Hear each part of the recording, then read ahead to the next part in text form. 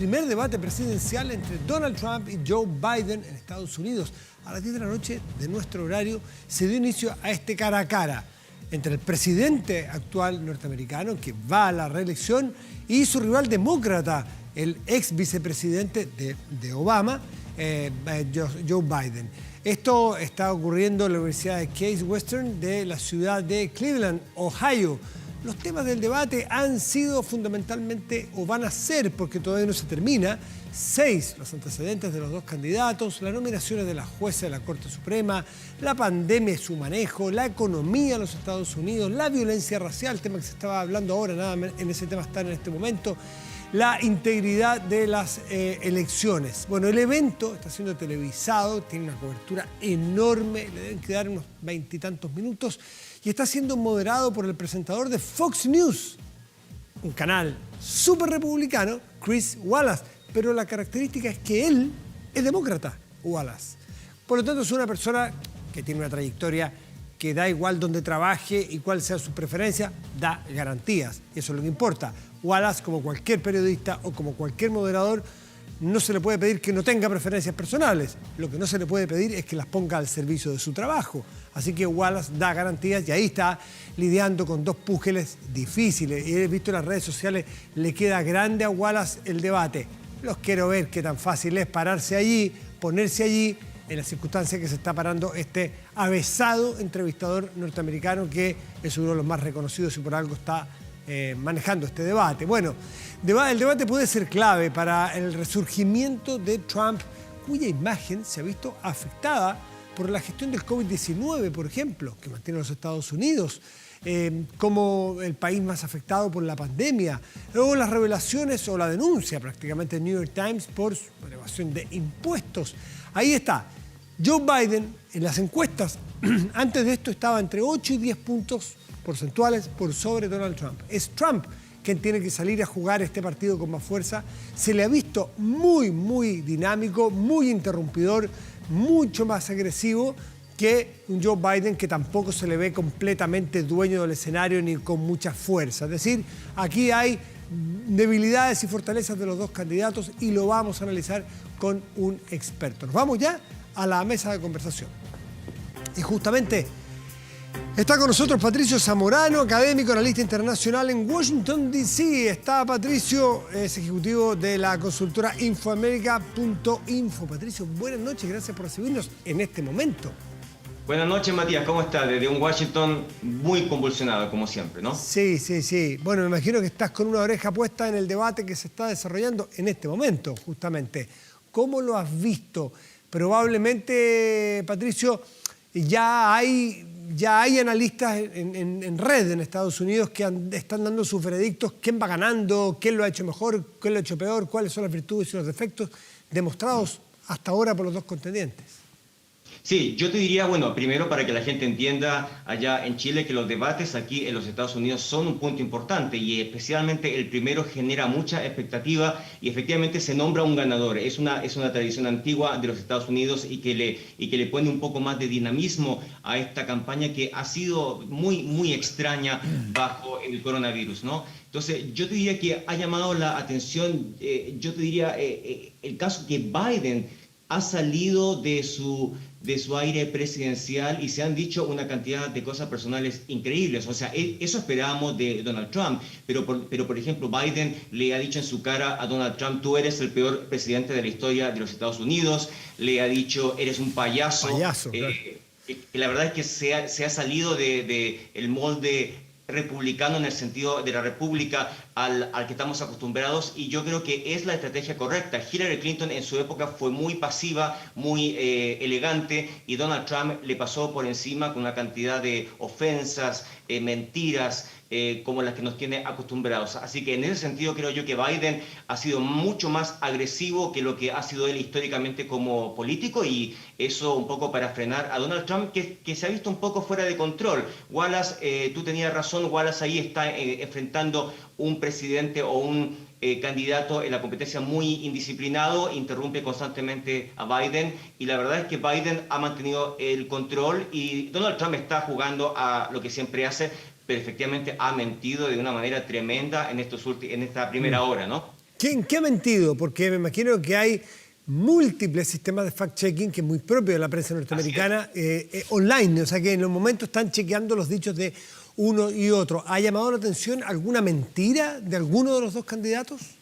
Sí, mira, lo más importante es que Donald Trump ha señalado que el país va excelente con respecto al coronavirus y que el país es líder mundial de la lucha contra el coronavirus dentro de los Estados Unidos, que la verdad es que es una mentira tremenda porque este país en volumen, no per cápita, pero en volumen, tiene la cantidad más alta de fallecidos. Hasta el día de hoy, 210.000 estadounidenses han muerto por el coronavirus.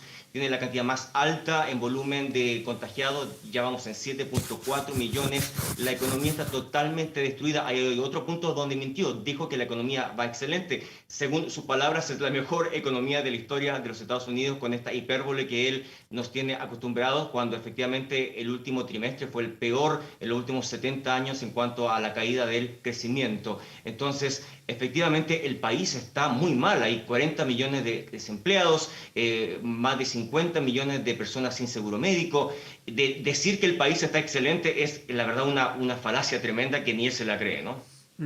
Ahora, hemos visto, tú dices, más agresivo Joe Biden de lo que solemos verlo, pero Trump tiene este tono que es muy agresivo, es muy de responder, es muy sin pelos en la lengua. Tú lo has visto, él tiene que salir a remontar encuestas que son adversas. ¿Tú has visto votaciones online o hasta ahora juicios de buenos analistas que tú debes conocer ahí en la plaza, en Washington, que digan que hay alguien que esté ganando hasta ahora? ¿Hay parciales o hay que esperar el final?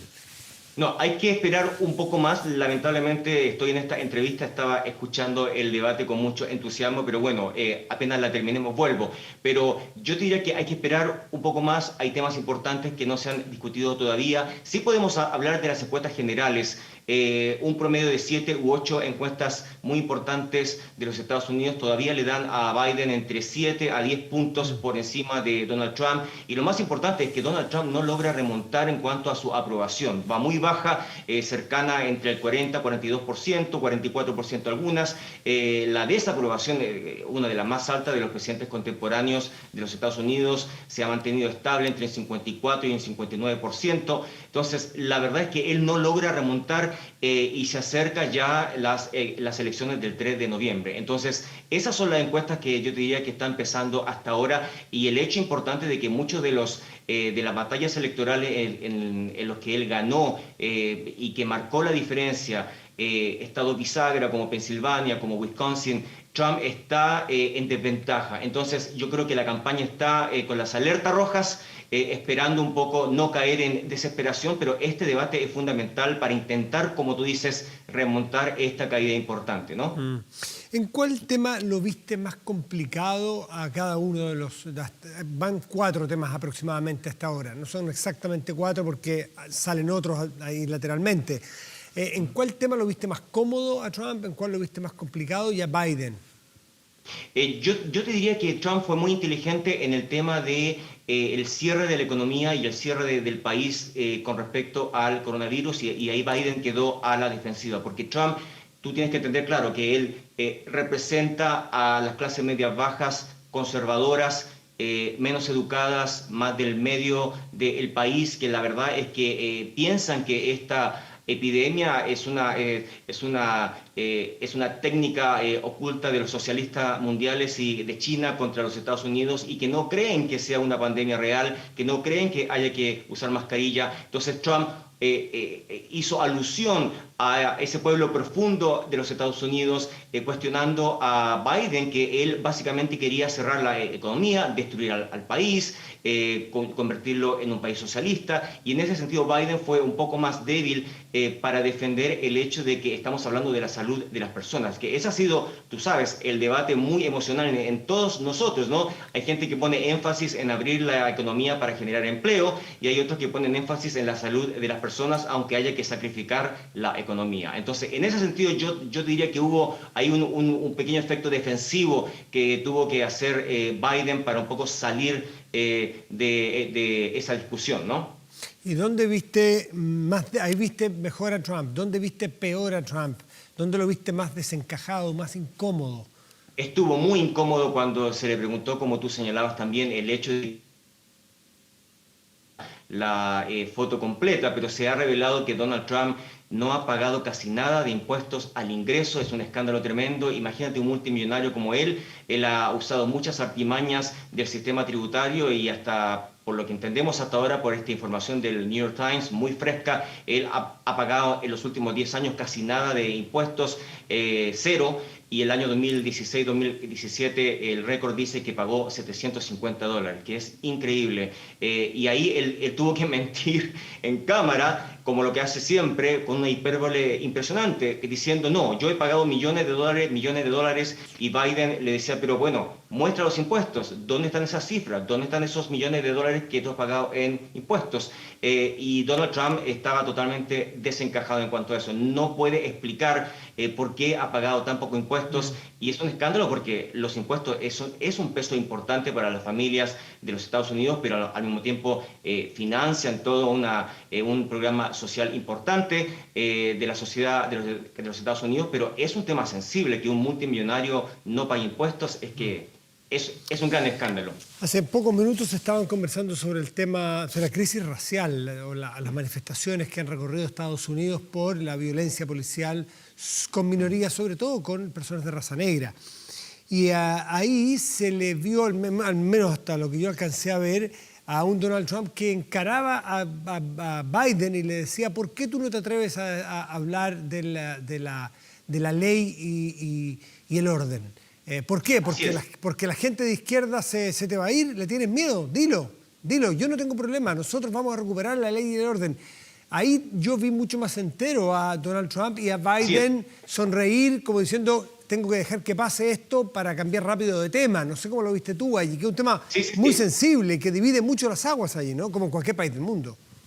Así es, yo te diría, alcancé a escuchar justo cuando conectamos con la entrevista, efectivamente Trump yo creo que lo hizo bien ahí de afectar un poco la imagen de Biden, porque la estrategia de Trump ha sido acusar a las ciudades que están gobernadas, ya sea por alcaldes o los estados, por demócratas, los ha acusado de un poco abrir la violencia, de no controlarla de manera efectiva, de crear un caos social, y en ese sentido lo ha utilizado como arma de campaña muy efectiva para su propio electorado. Hay que recordar que Donald Trump está intentando por lo menos salvar su voto duro. Eso es lo que quiere él, por eso es que es muy extremo. Alcancé a escuchar que acusaba a los demócratas líderes de estas ciudades que están enfrentando una crisis racial importante, y los acusaba de extrema izquierda, que digamos tú y yo sabemos que los demócratas no son de extrema izquierda para nada, no para efecto de América Latina, de la política del continente, son un poco más de centro, pero Donald Trump está usando esa polarización para garantizar que ese 25 a 30% de voto duro no lo abandone, y en ese sentido genera miedo. Dice, si los demócratas ganan, más violencia va a haber. Y Biden, si yo hubiera sido Biden, le hubiera dicho de contrarrespuesta, claro, pero usted es el presidente en este momento y usted se ha mostrado incapaz para controlar esta violencia racial, ¿no? Así que no alcancé a escuchar cuál fue la respuesta de Biden, pero esa sería un poco mi lógica, ¿no? Oye, y este es el primero de 3 debates, recordemos que es el 3 de noviembre, queda prácticamente un mes para la elección. Tú dices que las encuestas dan en promedio entre 7 y 10 puntos. La última que yo vi el domingo, de Washington Post, daba 10 puntos de diferencia Biden sobre Trump.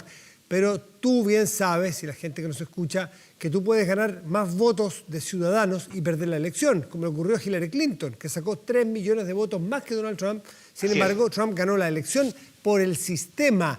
¿Cómo se ven hoy en las encuestas, no a nivel país, en los estados claves que se llevan más electores para elegir presidente al final? Claro, no está clara la matemática, porque aquí los estados claves son los estados bisagra, son esos estados que cambian de una elección a otra. En Chile no sé si hay una situación similar, pero acá son muy marcados el caso de Ohio, Pensilvania, Wisconsin, Florida, donde puede variar de una manera importante de una elección a otra. Esos son los estados clave que todavía no están definidos. Yo diría que donde hay un empate técnico ahora es Florida, que tú sabes, Florida también, citando lo que tú comentabas de Hillary Clinton, que sacó más votos que Donald Trump, 3 millones, 2 puntos más, y no salió presidenta por la distorsión democrática de este colegio electoral. Pasó lo mismo en Florida. Acuérdate que Gore también sacó más votos que George Bush y sin embargo terminó ganando Bush por Florida. Por Florida, sí. Entonces, Florida es un punto muy conflictivo, tiene un sistema electoral muy anticuado, hay corrupción, hay problemas de votación, de acceso al voto, de las minorías. Entonces, Florida, yo diría, y por eso es que los candidatos esta semana se han centrado mucho en Florida, están haciendo toda una estrategia hispana para captar el... Y además en Florida sabemos que hay un voto duro de cubanos que están en ese país justamente, que son contrarios y que han salido de su país de origen. Hay muchos venezolanos, mucho latino allí y que tienen, que uno podría pensar, bueno, pero ellos podrían ser eventualmente perseguidos o expulsados fuera del muro, en sentido figurado, por Trump. Pero no, muchos de ellos sienten que los republicanos pueden defenderlos respecto del izquierdismo latinoamericano. Decía, hay dos miradas y parece ser que las últimas veces es más favorable a Trump que a un demócrata en Florida. Así es, claro, por lo que tú dices, es una población hispana muy conservadora, anticomunista.